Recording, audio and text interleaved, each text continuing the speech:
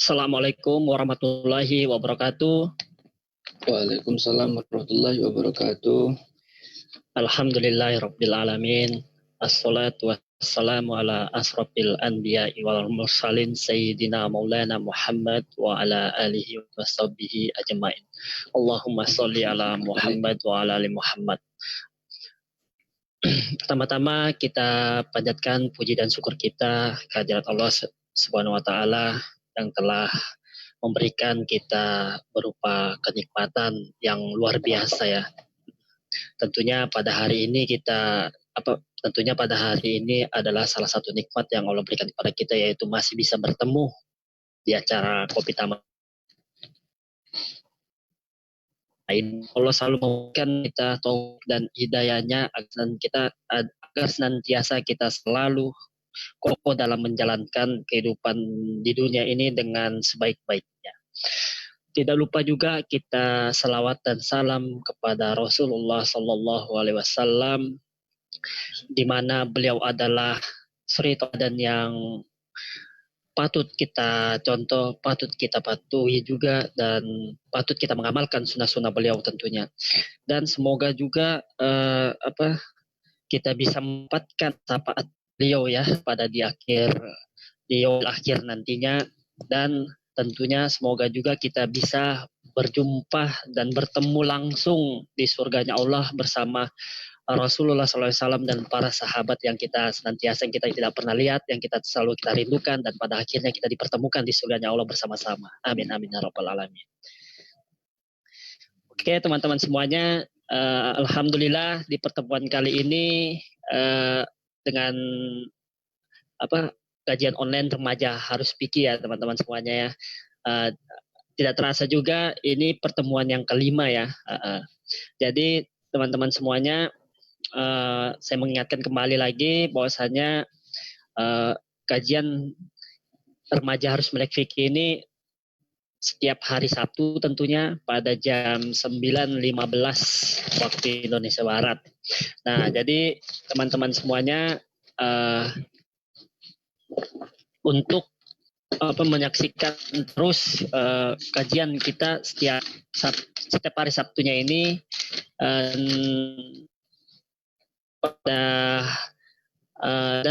kajian menjadi jati diri pemuda Muslim setiap hari Senin dan Rabu dan Jumat tentunya. Nah, oke teman-teman semuanya,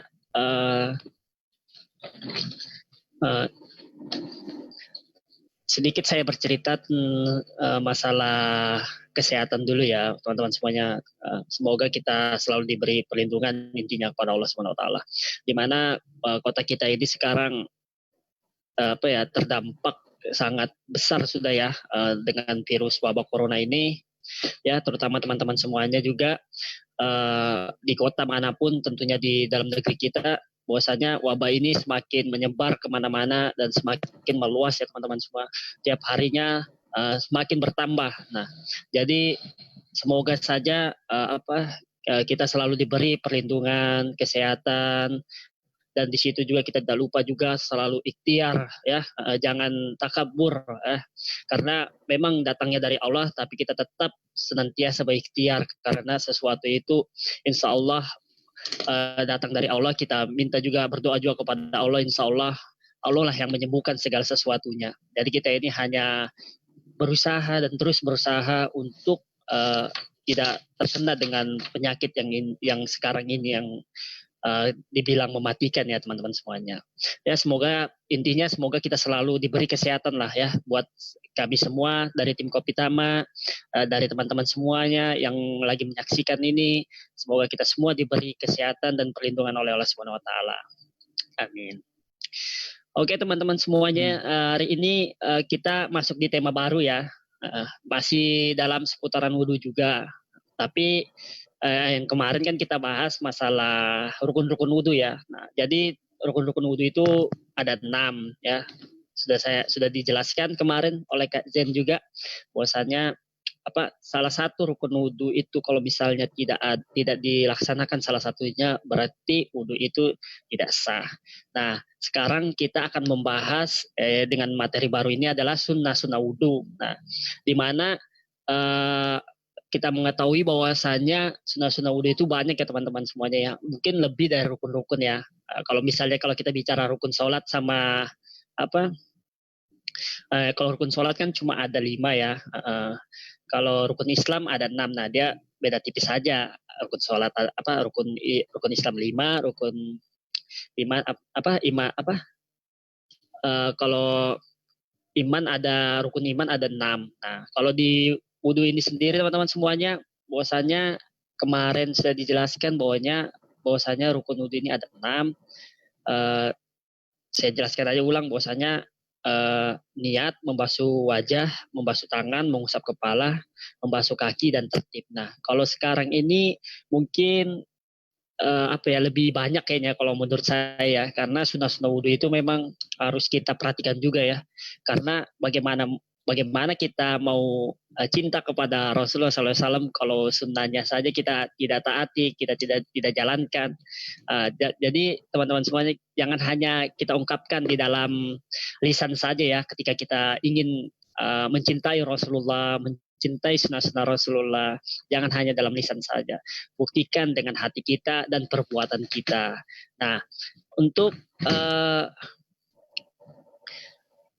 daripada saya bicara panjang lebar, mungkin kita langsung saja ya dengar penjelasannya Kak Zain. Ya, tapi sebelumnya saya akan menyapa dulu Kak Zain. Assalamualaikum Kak Zain. Waalaikumsalam warahmatullahi wabarakatuh. Apa kabarnya Kak Zain? Alhamdulillah sehat, abang sendiri? Alhamdulillah sehat. Alhamdulillah. Karena sama Kak Zain ini kita bertemunya seminggu sekali ya. Jadi jadi menyapa, menanya kabar itu salah satu ibadah juga kan. Karena karena memperhatikan saudara-saudara kita itu salah satu ibadah juga. Nah, mungkin hari ini kita akan membahas masalah sunnah-sunnah wudhu ya Kak Jan ya. Iya betul. Kalau kemarin kita bahas tentang rukun-rukun wudhu. Sekarang untuk pertemuan pekan pagi hari ini kita bahas tentang sunnah-sunnah wudhu. Iya. Nah, jadi teman-teman semuanya langsung saja sediakan teh, sediakan kue di depannya. Kita dengar langsung penjelasan langsung pada Kak Zain ini ya, salah satu pemateri remaja Harus Melek Fikih ya. Walaupun beliau ini memang masih belajar juga sama seperti kita semuanya. Ya, jadi intinya Kak Zain ini ingin sharing-sharing saja masalah ilmu fikih yang beliau mengetahuinya saja. Jadi mungkin kalau misalnya ada salah kata langsung saja di komen, nggak apa-apa teman-teman, karena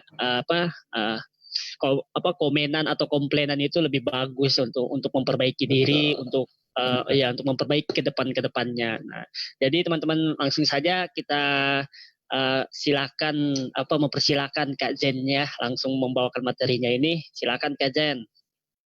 Baik, terima kasih atas waktunya. Baik, bismillahirrahmanirrahim. Assalamualaikum warahmatullahi wabarakatuh. Alhamdulillahilladzi anzala sakinah fi qulubil mu'minin liyazdadu imanan ma'an imanihim. Assalatu wassalamu asrafil anbiya wal mursalin wa ala alihi washabihi ajma'in, amma ba'. Alhamdulillah segala puji dan syukur kehadirat Allah Subhanahu wa taala, yang mana berkat hidayah dan inayahnya kita masih diberi kesempatan untuk bermujaha dalam live streaming FB Kopi Tama. Dan semoga kita diberi keistiqomahan dalam thalabul ilmi, menuntut ilmu. Dan semoga kita masih diberi kesehatan untuk meraih kebaikan di tengah-tengah wabah. Salawat serta salam semoga tetap tercurah kepada baginda Rasulullah SAW, yang mana berkat beliau kita bisa mengetahui mana yang hak, mana yang batil. Dan berkat beliau kita bisa mengetahui mana yang haram dan mana yang halal. Dan semoga kita nantinya bisa dikumpulkan bersama beliau di dalam jannahnya. Amin. Amin. Baik teman-teman, untuk pagi hari ini saya akan membahas tentang sunnah-sunnahnya wudhu. Karena apa? Karena kalau misalnya kita cuma melakukan rukun-rukun wudhu aja, baik mungkin ketika kita wudhu mungkin melakukan rukunnya mungkin bisa dibilang tetap sah, tetapi belum sempurna kalau kita belum melakukan sunnah-sunnahnya. Kenapa? Sunnah itu adalah sunnah itu bisa melengkapi, dalam artian melengkapi fardu-fardu. Misal kita sholat sholat fardu, misal sholat wajib, sholat 5 waktu, tetapi sunnah itu dalam artian sunnah bahasanya itu menembel bolong-bolongnya kita, dalam artian menembel kewajiban-kewajiban yang kita lakukan, dalam artian menyempurnakan bangunan fardu tadi. Baik, langsung saja.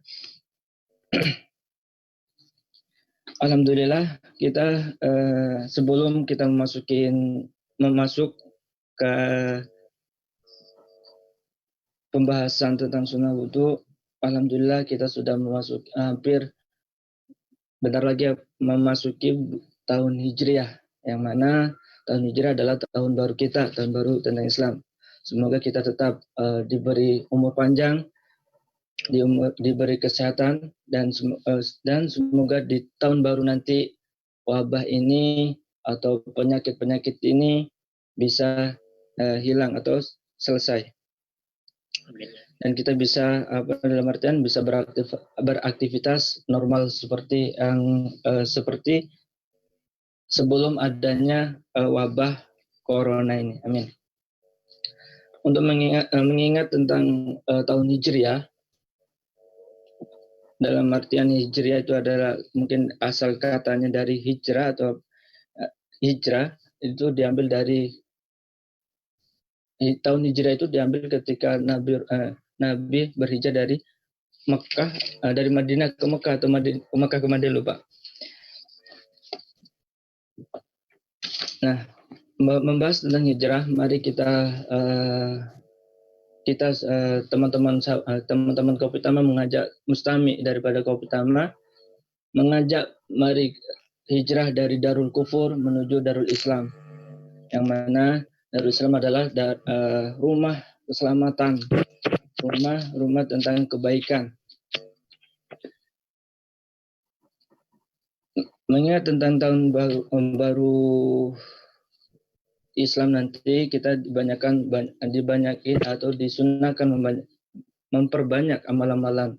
Seperti halnya kita puasa sunnah, bermuhasabah tentang bertaubat dari dosa-dosa yang pernah kita lakukan di tahun sebelumnya. Semoga nantinya kita lebih baik daripada tahun-tahun yang sebelumnya. Amin ya rabbal alamin. Baik. Kita langsung saja untuk membahas tentang sunnah wudhu.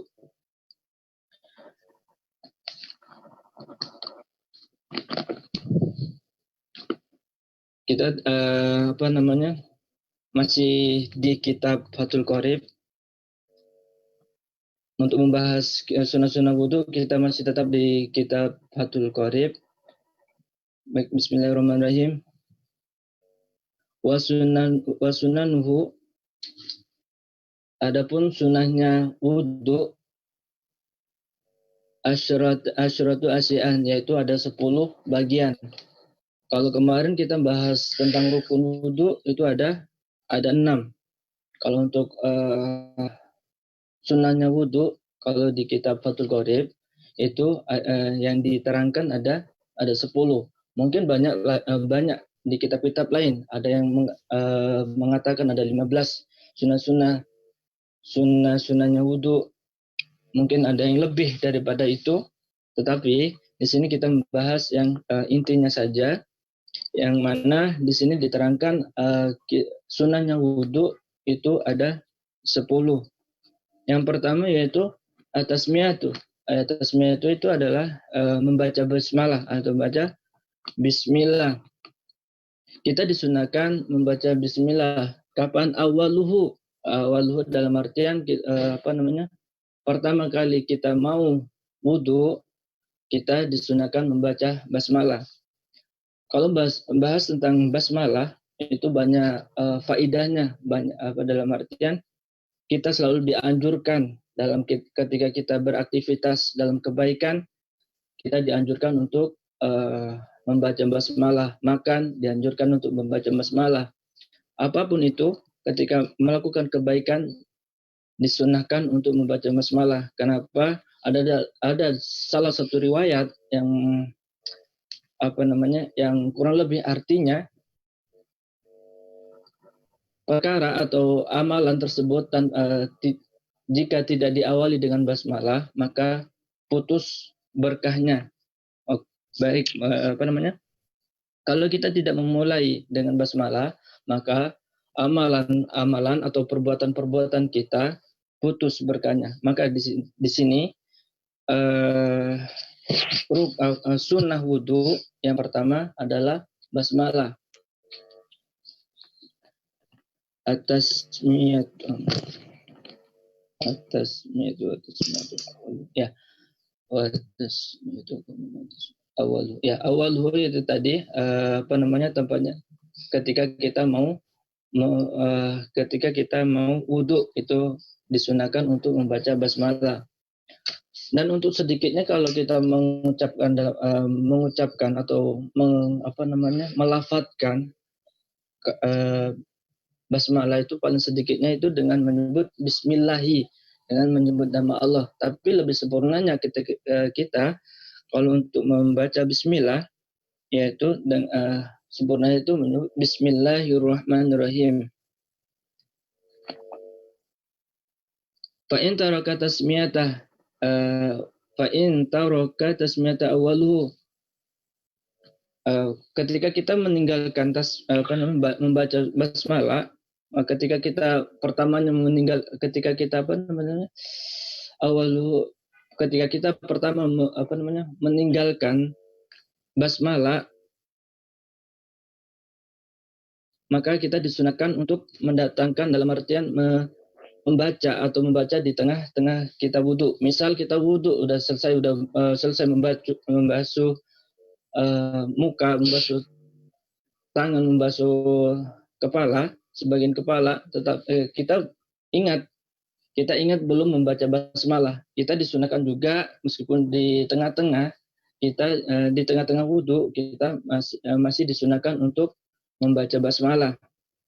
Lain halnya fa'in farogo min wudu'i lam ya'tabiha fa'in farogo minal wudu'i lam ya'tabiha. Lain halnya ketika kita lupa, dalam artian lupa kita sudah selesai wudhu tetapi kita ingat kita belum membaca basmalah di awal atau di tengah, tapi di akhir kita sudah selesai membaca melakukan wudhu, kita ingat, kita tidak disunahkan lagi atau kesunahan tadi gugur untuk membaca basmalah. Itu yang pertama tadi adalah membaca basmalah, yang mana basmalah itu dia tempatnya atau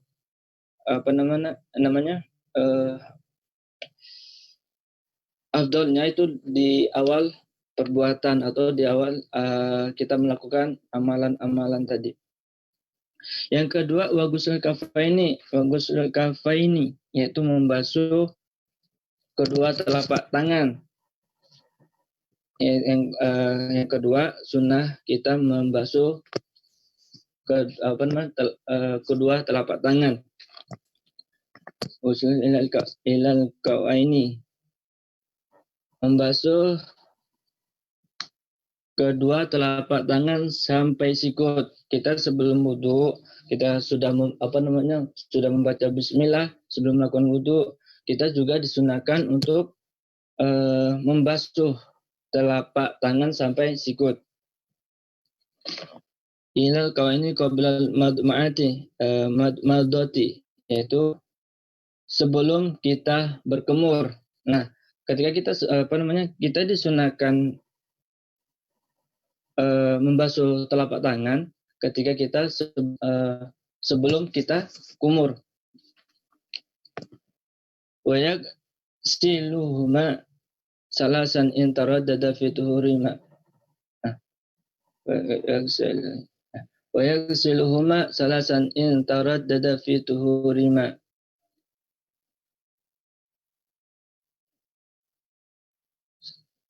Jadi kita harus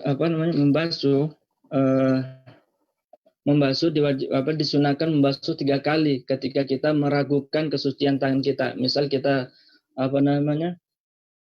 ragu akan kesucian tangan kita itu disunahkan membasuh sebanyak 3 kali terhadap telapak tangan kita.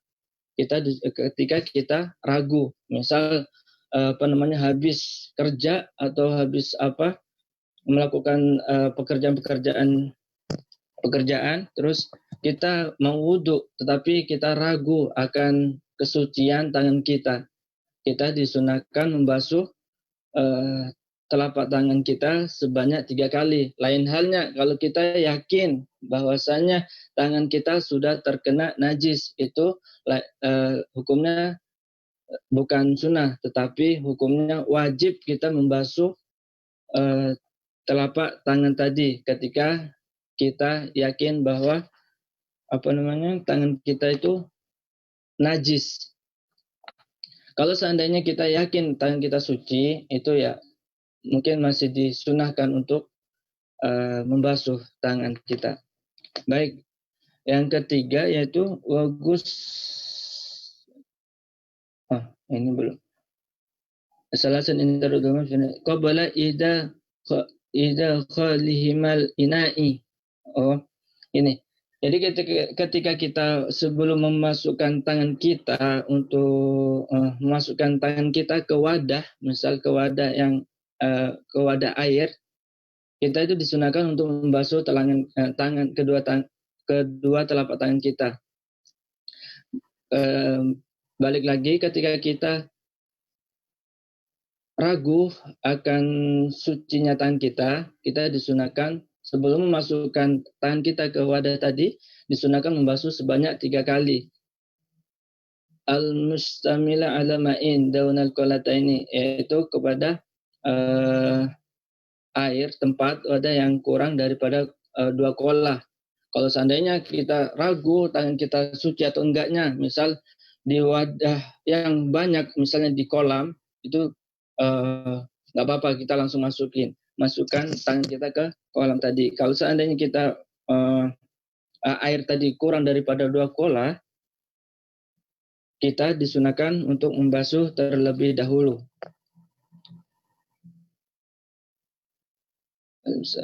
Fa'ilam yaghsiluhuma kurrahu lahu wamsuhuma. Maka tidak wajib membasuh. Qabla idkhulma musamila ma'in duna kulati fa illam yaksilhuma.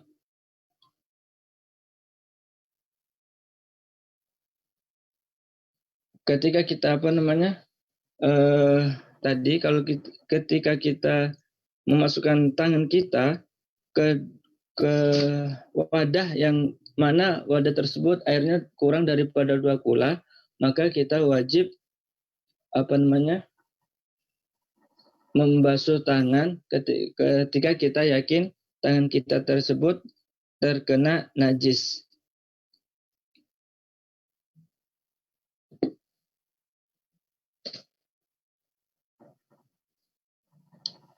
Wa yasukuru lahu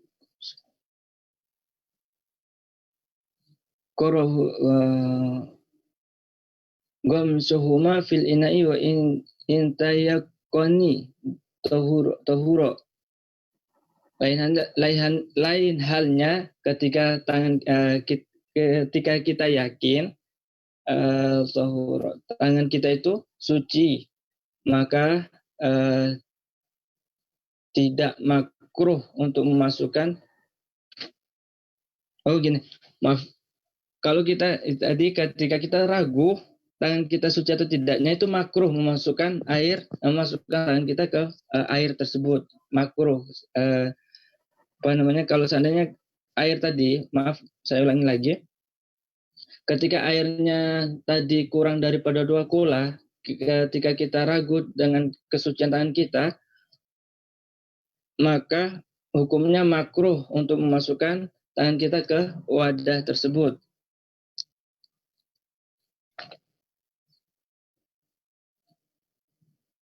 Kalau kita yakin tangan kita suci, maka tidak makruh untuk memasukkan tangan kita. Jadi wa ayyaqani tahurahuma lakum yaqulu lahu wamsahuma.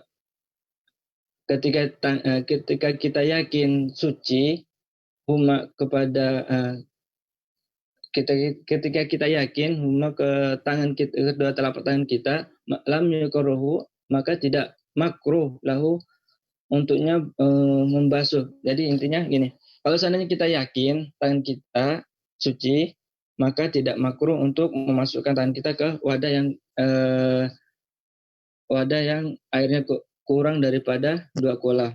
Untuk yang selanjutnya wal madatu, yaitu berkemur. Ketika kita sudah membaca bismillah, membasuh dua telapak tangan, terus yang langkah selanjutnya yaitu berkumur. Ba'da guslal kafaini, yaitu setelah kita membasuh telapak tangan.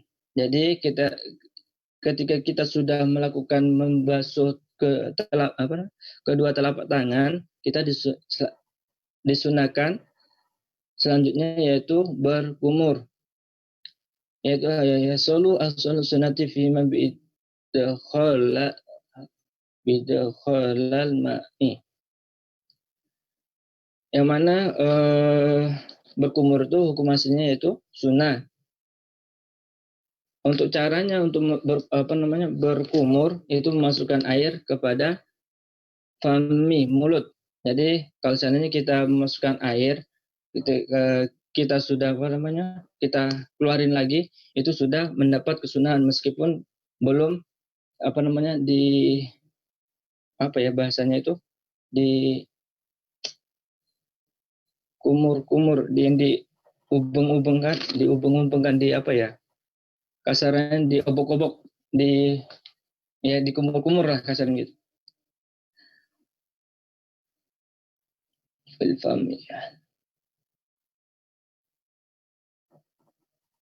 Fil fami sawa'un adarahu fihi majahu amla. Kita disunahkan berkumur di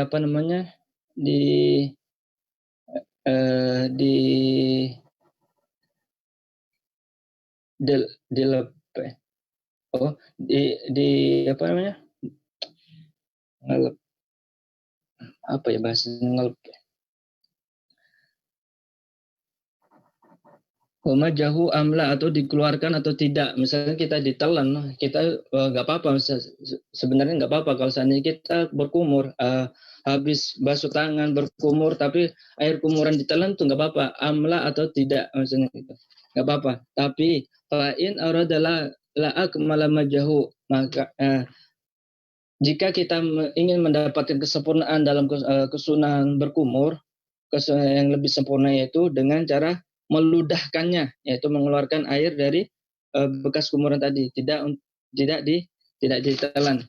Untuk langkah selanjutnya wal istinsyaku, yaitu menghirup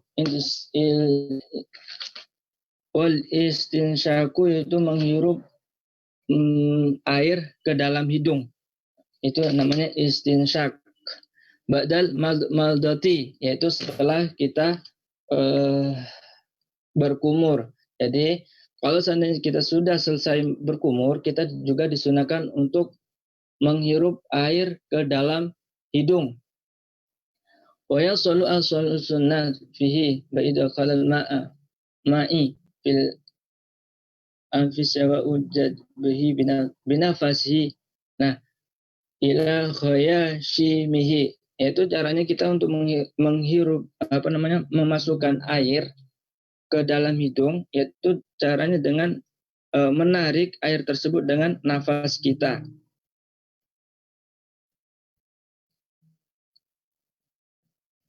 Memasukkan air ke dalam hidung. Kesunahan istinsak itu sudah bisa didapat dengan memasukkan air ke dalam hidung. Jadi kalau seandainya teman kita memasukkan air ke dalam hidung belum sampai ke pangkal hidung, itu sudah mendapat kesunahan. Baik ditarik dengan nafasnya hingga ke janur hidung lalu menyemprotkannya atau tidak. Jika ketika kita ingin mendapatkan yang paling sempurna, maka diharuskan menyemprotkannya. Di sini diterangkan ila saruhu amla fa in aradal akmalu nasaruhu fa in aradal akmalu. Nah, misal kita menghirup memasukkan air ke dalam hidung, kita masukkan dalam artian kita masukkan air itu dimasukkan tanpa disemprotkan atau disemburkan lagi, itu nggak apa-apa. Amla atau fa'in aradal akmal, maka kita kalau ingin mendapatkan kesempurnaan maka kita harus disemprotkan, dikeluarin dari hidung. Kalau kita ingin mendapatkan kesempurnaan dari istinsak.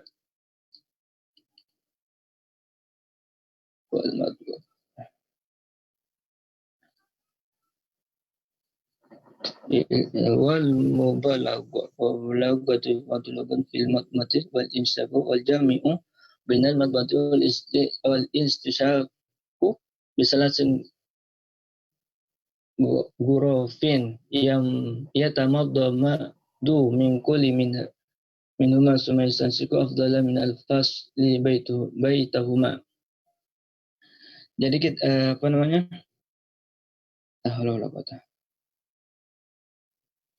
membalaghah atau menganjurkan atau mengutamakan ketika kita berkumur atau istinsak, maka caranya itu mengumpulkan berkumur dan istinsak dengan 3 cidukan air. Oh gini cara maksudnya ketika kita berkumur, kita itu dianjurkan ngambil air dalam cidukan tangan. Misal kita ambil air dengan tangan kita itu dalam satu cidukan, dalam satu ambil air tersebut, kita dianjurkan bersamaan, dalam artian kita ngirup air ke dalam hidung sambil berkumur. Jadi kita barengan dalam berkumur sama menghirup air ke dalam hidung. Wa afdala minal fasli. Yang mana mengambil atau mengumpul dengan cara barengan, dalam artian kita menghirup air ke dalam hidung bersama kita berkumur, itu lebih afdal daripada kita misah-misah, dalam artian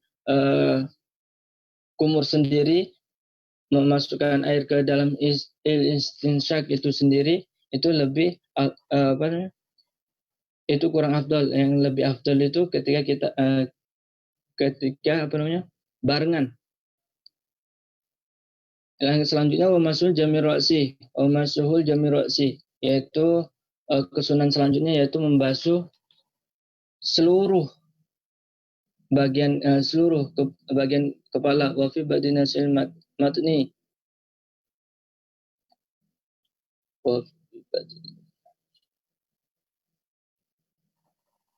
wa fi batni sulmatni wal wasti'abur rasi bil mashir amma masabadir rasi wajibu kama sabaqa walau lam yurid naza'ah ma'ala rasihi min amamatin wa nahwihima kama labal masih alaiha.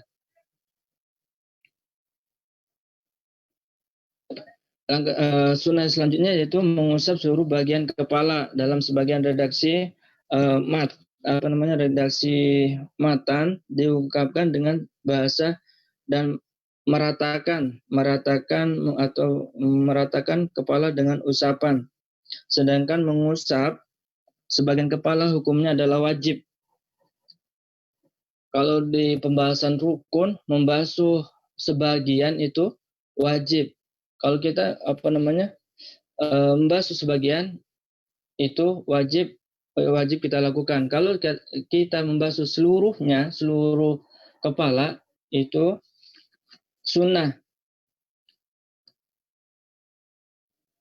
Membasuh atau mengusap, bukan membasuh. Kalau membasuh itu membasuh sama mengusap itu beda. Kalau membasuh itu airnya mengalir, kalau membasuh itu ada yang mengatakan airnya mengalir. Kalau mengusap itu cuma mengusap saja tanpa airnya mengalir. Itu bedanya mengusap sama membasuh.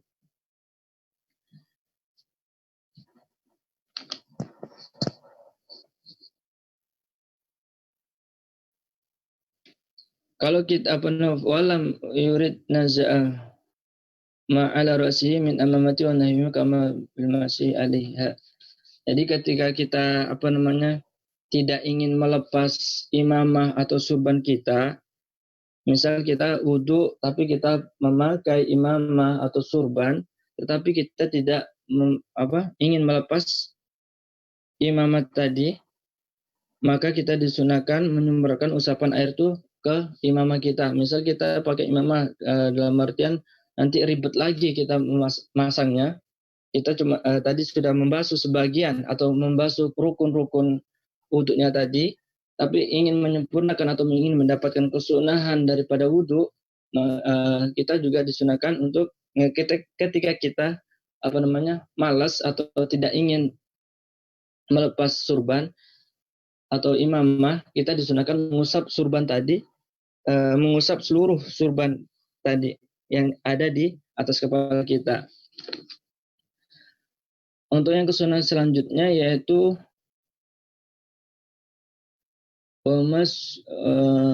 hul udnaini dhahirihima wa batinihima bima'in jadidin.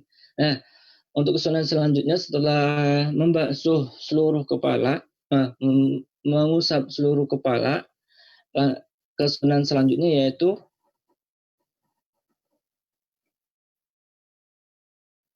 membasuh telinga, kedua telinga, dahirima, luarnya, wabatinima atau dalamnya, bima'in jadidin, dengan air yang baru. Maksudnya dengan air yang baru itu air gairi balalin, yaitu bukan bekas air dari kepala kita. Misal kita wudhu tetapi kita memakai air yang mana air itu tadi mengalir dari kepala, kita pakai untuk mengusap kedua telinga kita, itu tidak mendapat kesunahan. Yang mana yang di sini dijelaskan kesunahan membasuh telinga yaitu dengan air yang baru. Dalam artian kita sudah mengambil air untuk mengusap kepala, kita disunahkan mengambil lagi air untuk mengusap ke dua telinga. Dan untuk cara mengusap kedua telinga itu dengan caranya memasukkan kedua jari telunjuk ke lubang telinga. Ketika kita sudah memasukkan memasukkan jari telunjuk kita ke pada lubang telinga, langkah selanjutnya yaitu kita memutar-mutar sampai ke di sini dia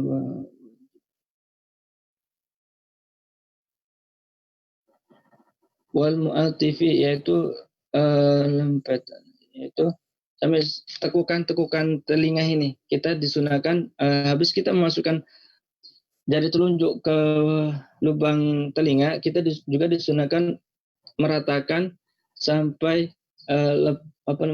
tekukan telinga. Untuk yang langkah selanjutnya yaitu memutarkan ibu jari atau jari jempol kita di di bagian belakang telinga kita. Misal kita sudah sudah memasukkan jari telunjuk kita, sudah sudah meratakan di dalam telinga kita, terus kita langkah selanjutnya yaitu memutar jari telunjuk jari jempol kita ke lubang ke belakang telinga kita. Jadi caranya gini, dimasukkan, diusap, diratakan lagi, dimasukkan gini, langsung diputarin. Itu langkah untuk membasuh telinga.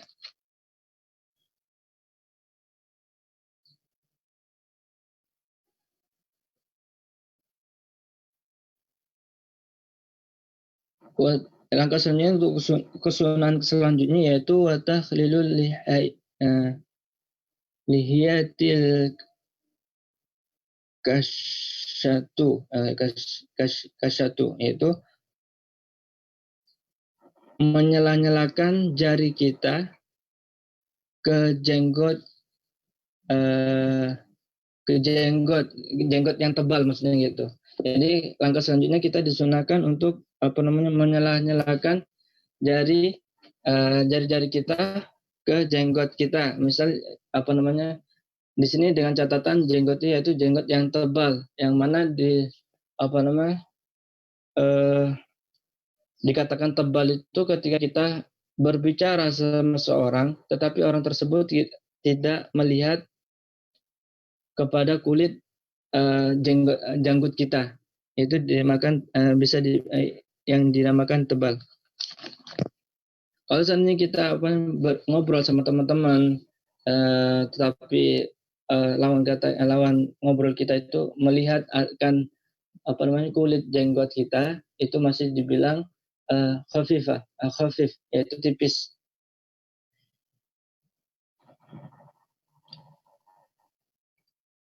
Ai ghairil balin ras ya rabbi bimusalah satu minar rojuli, yaitu diwajibkan kepada laki-laki saja, dalam artian kalau seandainya kita menemukan perempuan tetapi jenggot tebal, misal wanita tadi itu berjenggot tebal, meskipun tebal kita itu wajib meratakan atau menyampaikan air itu ke dasar kulit jenggot tadi. Terus untuk yang mengusap jenggot itu diwajibkan jenggot yang tipis. Yang kedua, jenggotnya wanita, misal wanita itu jenggot meskipun tebal, itu wajib dibasuh. Wal kunsa, yaitu banci. Banci itu kalau di sini bukan banci-banci yang menjadi laki-laki pura-pura menjadi perempuan, itu bukan banci. Kalau banci itu dalam hunsa, itu dalam hukum fikirnya itu orang yang mempunyai dua alat kelamin unsa. Kalau seandainya banci-banci yang di sekitar kita itu bukan banci, itu orang laki-laki yang pura-pura menjadi yang pura-pura jadi perempuan, itu hukumnya itu hukumnya haram. Kalau hunsa itu kalau seandainya kita ada menemukan orang mempunyai dua alat kelamin, meskipun nanti itu jenggotnya tebal, itu wajib untuk membasuh sampai ke dasar kulit jenggot tadi. Lain halnya kalau seandainya kita sebagai laki-laki mempunyai jenggot tipis, jenggot tebal, itu disunahkan untuk mengusap atau menyelah-nyelahkan jari kita ke dasar jenggot tadi. Kalau saat ini kita tidak sampai atau tidak sampai atau tidak menyampaikan air tidak meratakan air ke kulit, itu tidak apa-apa. Maksudnya kita cuma mengusap jenggot saja tanpa meratakan air atau memasukkan air ke dalam jenggot, maksudnya nyampe ke kulit, enggak, mafi muskilah, tidak ada masalah.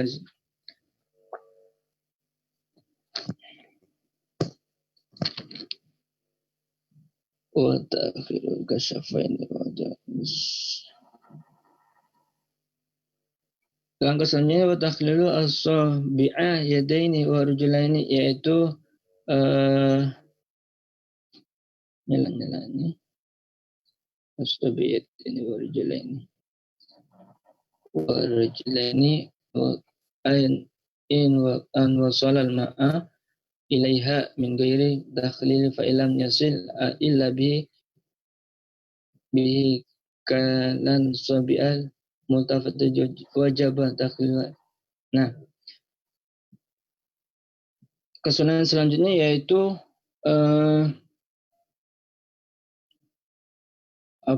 menyala-nyalakan atau kasarnya menyala-nyalakan itu menyala-nyalakan itu kasarnya kayak memasukkan jari-jari kita itu di tengah-tengah jari-jari kaki.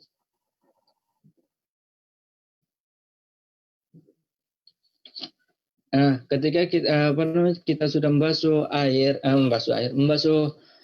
kaki, airnya itu sudah sampai ke telapak kaki, kita itu disunahkan untuk menyelah-nyalakan jari kita ke tengah jari-jari kaki. Caranya itu kalau di sini diterangkan yaitu dengan cara memasukkan jari kelingking bagian kiri yang mana yang diawali dengan memasukkan jari kelingking bagian kiri ke bagian kaki kanan, jari-jari bagian kanan, mulai dari misal ini telapak kaki kita itu disunahkan mulai dari yang kanan, mulai dari kaki jari-jari kelingking bagian kaki kanan kita disunahkan di situ. Mulai dari situ kita disunahkan memasukkan jari kelingking kita, tangan kita, jari kelingking diselah-selahkan gini. Diselah-selahkan itu hukumnya sunnah. Maka di sini juga ada yang mewajibkan. Kapan kita diwajibkan menyelah-nyalakan jari kelingking kita ke kaki kita? Ketika kita meyakini air tadi tidak sampai ke kulit, atau dalam artian tidak menyeluruh kulit tadi, air tadi ke kulit kaki. Misal salah satu jari kita itu nempel banget, dalam artian meskipun nempel banget masih bisa direnggangin gitu, kita itu wajib menyala-nyalakan jari ke jari-jari tersebut. Lain halnya kalau seandainya memang jari itu nempel permanen, itu haram untuk menyala-nyalakan. Kenapa? Kalau seandainya kita memaksakan, ya otomatis di situ ada cedera nantinya, maka di situ dihukumin haram.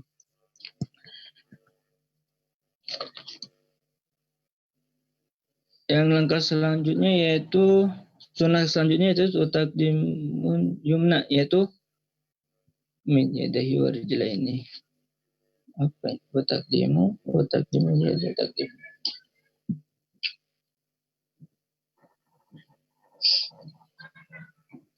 Taqdimun yumna yaitu mendahulukan yang kanan. Mohon maaf. Ada agak tepat patah-patah bacanya, orang terbata-bata bacanya, soalnya masih belajar. Mohon maaf. Wa taqdimun yumna yaitu mendahulukan bagian kanan. Nah, langkah yang paling di sini diterangkan paling akhir, hampir akhir, kita itu disunahkan mendahulukan bagian kanan daripada yang kiri. Sebelum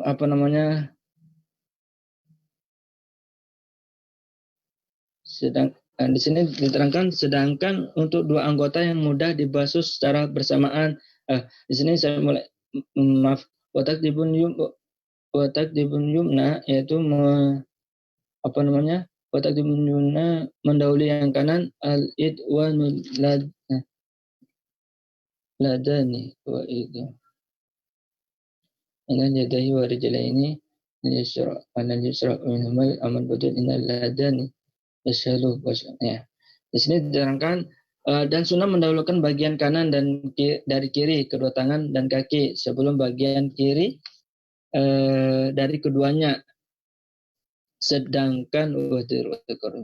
Sedangkan untuk dua anggota yang mudah dibasuh secara bersamaan seperti kedua pipi, maka tidak disunahkan untuk mendahulukan bagian yang kanan dari keduanya, akan tetapi keduanya disucikan secara bersamaan. Nah, kita disunahkan melakukan membasuh yang kanan terlebih dahulu daripada yang kiri.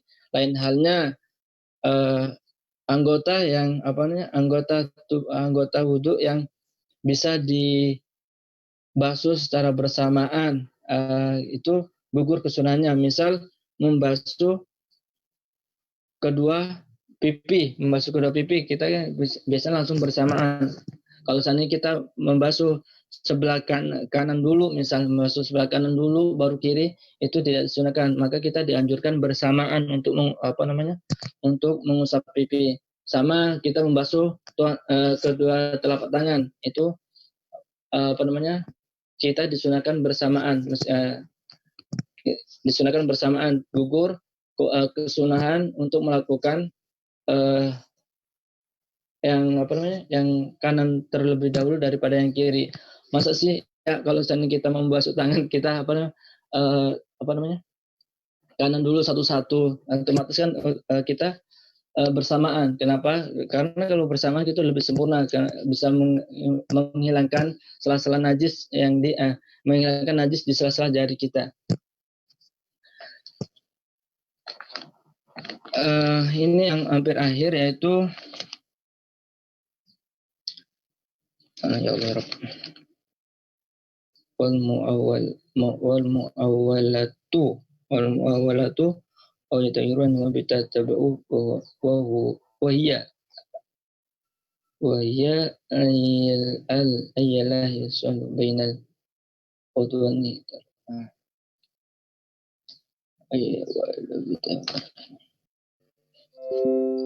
Ya maaf agak nih Bang. Wal mawalatu nitarut bitatabayyu, yaitu Musannaf menyebutkan kesunahan mengulangi, yaitu mawalatu itu mengulangi. Musannaf menyebutkan kesunahan mengulangi basuhan dan usapan anggota wudu sebanyak 3 kali di dalam perkataan beliau, dan sunnah melakukan bersuci 3 kali. At-tahara itu salasan mawalatan. Yang terakhir itu kita disunahkan membasuh bagian rukun tadi itu. Misal kita membasuh telapak tangan, membasuh muka, membasuh kedua tangan, membasuh sebagian kepala, membasuh telinga, membasuh kaki, itu disunahkan 3 kali berturut-turut. Dan muawalatu itu terus menerus. Maksudnya terus menerus itu diungkapkan dengan bahasa tatabuh, terus menerus. Wa mu'ala adalah antara 2 anggota wudu tidak terjadi perpisahan yang lama. Nah, misal maksudnya muawalatu itu terus menerus dalam tidak menunggu kering. Misal kita disunahkan misal kita habis basuh tangan, tetapi kita nyampe nunggu kering, apa namanya, yang 3 kali tadi, maksudnya yang pertama kita basuh tangan misal, tapi kita nunggu kering, kita basuh lagi itu gugur kewajibannya, kesunahannya. Kita disunahkan yaitu apa namanya, keadaan tangan kita itu masih basah atau apa namanya,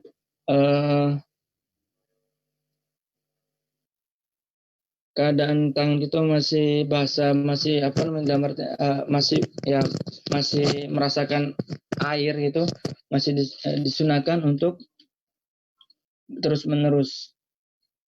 Mungkin untuk ini saja yang bisa saya saya sampaikan, dalam artian mohon maaf banyak karena masih tebata-bata baca kitabnya, karena saya masih fakir, dalam artian masih tahap belajar juga, belajar ilmu fikih di kitab Fathul Qorib.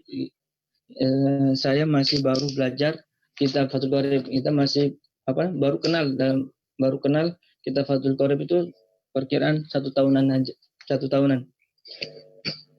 Kurang lebihnya mohon maaf. Baik, untuk saya ulangi, yaitu untuk sunnah wudhu, yaitu pertama membaca basmalah, yang kedua membasuh kedua telapak tangan, yang ketiga berkumur, mengisap air ke hidung, mengusap seluruh kepala, mengusap kedua telinga, menyisir atau menyala-nyalakan jari ke ke jenggot yang tebal, itu disunahkan. Yang selanjutnya membasuh sela-sela jari tangan dan kaki, itu disunahkan di dalam wudhu. Yaitu yang selanjutnya mendahulukan yang kanan daripada yang kiri, yaitu yang selanjutnya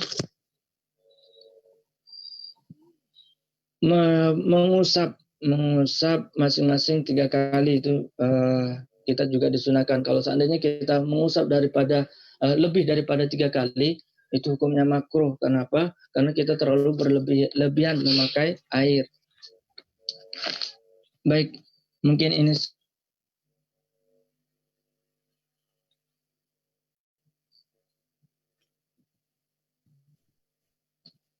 Iya. Sedikit terputus kayaknya tadi, Kazen. Iya, yang mana itu? Oke, nah yang terakhir aja itu yang sudah dijelaskan. Oke, ya, jadi dari sekian sunnah-sunnah wudhu itu yang Kajen ambil itu ada 10 sunnah ya, Kajen ya? Iya, betul. Yang sudah dijelaskan Kajen, dia kan dari membaca basmalah sampai membasuh atau mengusap minimal itu 3 kali. Nah, jadi teman-teman semuanya, kalau misalnya sunnah-sunnah ini sebenarnya sih memang dibilang kajian bahwasanya ada lebih dari 10, mungkin lebih banyak lagi ya daripada 10 itu ya, mungkin ada 15. Nah, tapi di sini yang pokok-pokoknya saja yang dijelaskan kajian ya. Tapi terserah teman-teman ya intinya, ya kan, kalau misalnya memperbanyak sunnahnya, insya Allah memperbanyak, menyempurnakan juga wudhu kita, insya Allah tambah banyak juga pahalanya. Nah, jadi kenapa Bang Sandy? Oh. Nah, di situ juga tadi sudah dijelaskan dengan Kak Jen ya, luar biasa sekali ya kalau aku lihat ya, Kak Jen membaca Arabnya dulu, baru mengartikannya, itu sangat luar biasa teman-teman semuanya. Kak Zen ini seorang pemuda yang usianya saya nggak tahu ya, belum tahu saya usianya Kak Zen ini berapa ya. Ya itu termasuk, kalau menurut Ana sendiri bahwasanya luar biasa sekali ya, karena membaca Arabnya terus mengartikannya langsung kepada teman-teman semuanya, walaupun memang masih terbata-bata. Ya itulah karena dari sisi lain juga kan kita kan semua kan belajar ya teman-teman semuanya. Nah, misalnya ini mungkin kalau misal ini kan cuma hanya sunnah ya teman-teman semuanya ya, jadi bukan rukun-rukunnya, jadi tolong garis bawahi juga, takutnya teman-teman berpikir bahwasanya nanti sunnah jadi wajib. Maksudnya salah satu dari sunnah ini termaksud wajib. Nah, jadi tidak teman-teman semuanya. Ya, jadi sunnah ini hanya menyempurnakan amal ibadah kita, kayak gitu ya. Apa yang ini kan sunnah ini kan contoh dari Rasulullah SAW. Jadi ketika sudah ada yang namanya wajib, terus kita menyempurnakan dengan hal-hal sunnah itu sangat luar biasa teman-teman semuanya. Contoh misalnya kita mau sholat zuhur, contoh misalnya mau sholat zuhur nanti ini ya kan, kita disunahkan untuk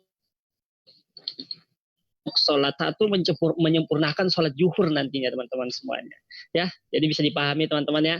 Jadi untuk masalah bicara sunnah-sunnah ini saya sudah jelas ya dijelaskan oleh Kak Zen ini ya. Karena di sini juga yang jadi perbedaannya itu tolong kita bedakan aja yang wajib dan yang sunnah ya. Takutnya nanti yang wajib jadi yang sunnah jadi wajib.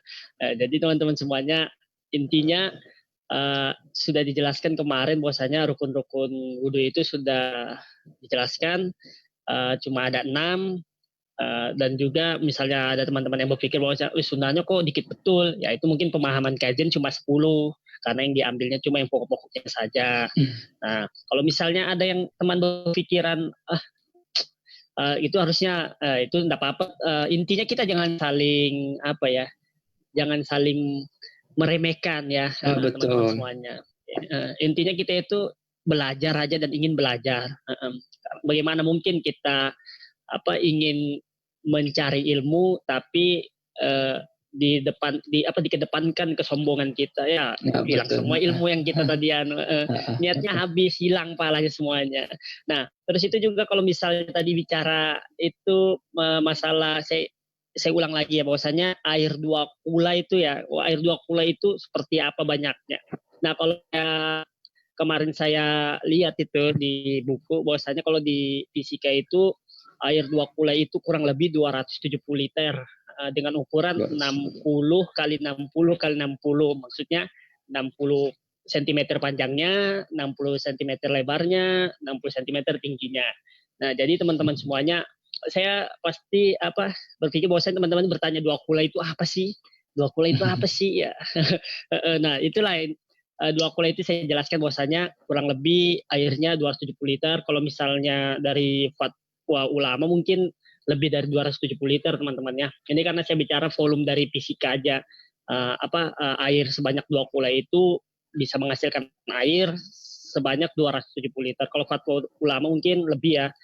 Mungkin sekitar ya lebih dari 400 kali ya teman-teman semuanya. Nanti teman-teman googling saja ya. Karena yang penting itu niatnya teman-teman. Ya, terus juga kan kalau di sekitaran kita ini kan alhamdulillah sudah disediakan tempat wudhu, jadi kita nggak ada yang namanya masalah keraguan lagi, ya, nggak ada masalah was-wasana lagi, ya, insya Allah. Apalagi kalau misalnya kita itu berbiasa di masjid, insya Allah itu sudah dijamin kebersihannya, dijamin halalnya air itu. Nah, yang ditanyakan itu di rumah itu ya. Nah, tapi ya makanya ketika kita menjalankan kehidupan ini diutamakan yang pertama yaitu amal-amalan dulu kita utamakan, jangan gayanya dulu. Kan kebanyakan kan orang-orang dulu gayanya aja dulu, amalan lupa. Ya, kalau misalnya dikerjakan alhamdulillah, gaya dulu baru amalan dulu dikerjakan. Tapi kalau misalnya gaya dulu amalannya nggak ada kan percuma. Nah, jadi maksud saya itu ketika di rumah itu mau mencari air yang bersih maksud saya itu kita menyediakan memang mengutamakan gitu bahwasanya ini loh tempat ini saya is the best kan tempat yang terbaik buat saya nanti berwudu. Jadi ini air ini bukan buat untuk mandi juga, buat apa. Ya ibaratkannya kita sudah memisahkan ya tempat-tempat untuk berwudu, tempat-tempat bersuci. Nah, jadi itu enak jadi kita sudah itu ketika kamar mandi sendiri, tempat wudhu sendiri. Nah, itulah yang maksud saya seperti itu. Jadi kita mendahulukan untuk kebaikan dulu. Jangan kita gayanya aja, tapi amalan nggak ada teman-teman semuanya. Itulah pentingnya kita menuntut ilmu, ya, menghadiri kajian-kajian ilmu, ya, walaupun memang secara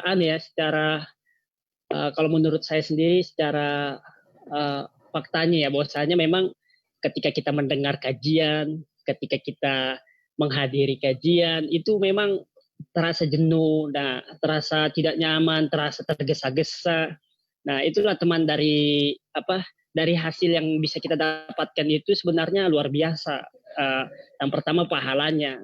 Insya Allah kalau memang diniatkan memang pertama kali di awal kali itu kita ingin menonton, ingin menyimak kajian, ingin menghadiri kajian, insya Allah itu kalau sudah diniatkan dengan niat yang baik, niat karena Allah Ta'ala, itu semuanya pasti tidak akan yang namanya tergesa-gesa, jenuh, dan sebagainya.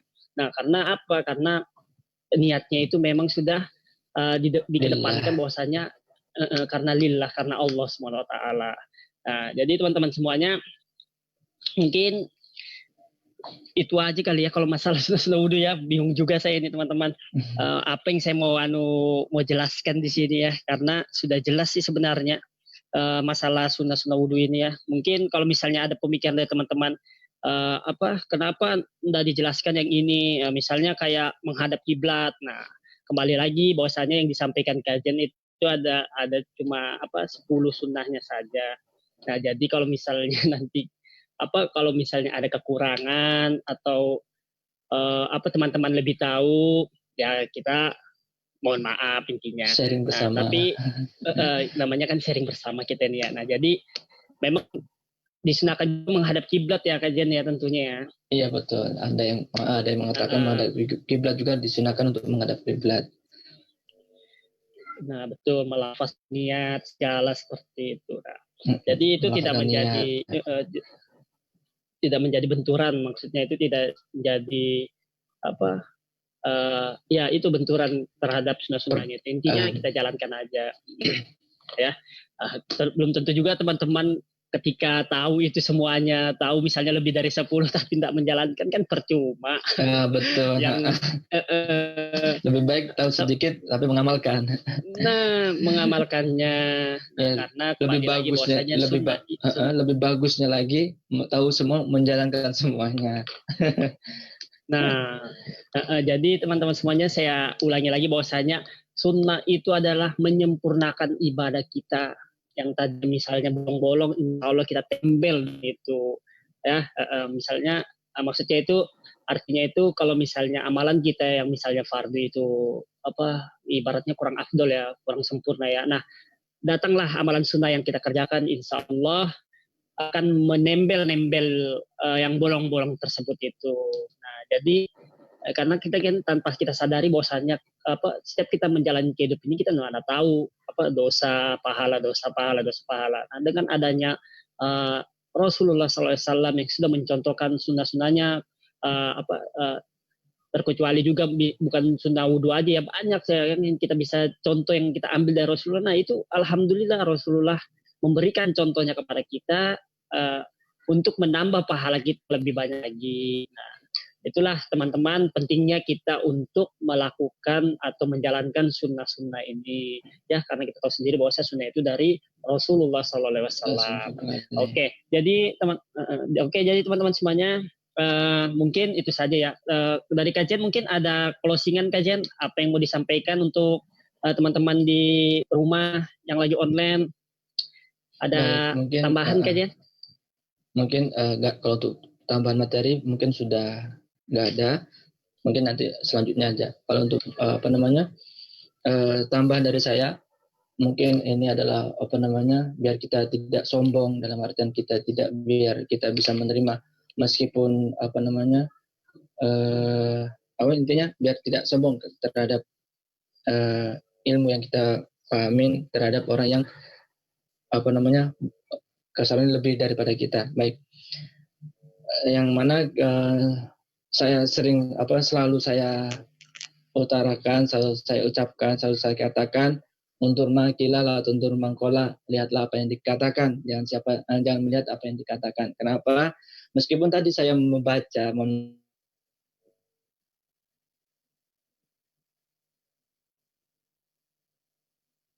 berbicara di depan antum semua atau mustami live streaming. Saya mau kalau seandainya ada salah kata atau pembacaan kurang tepat atau masih terbata-bata kasarannya, mohon maaf banyak karena kita masih fakir. Kami masih fakir, dalam artian kita masih tahap belajar. Kembali lagi undur makila la tundur makola, dalam artian meskipun kita orang bodoh, meskipun saya lihatlah meskipun orang gila mengatakan yang baik, ikutin. Maksudnya dalam artian ketika orang gila menyuruh kebaikan, menyuruh kesunahan, menyuruh kewajiban, ikuti.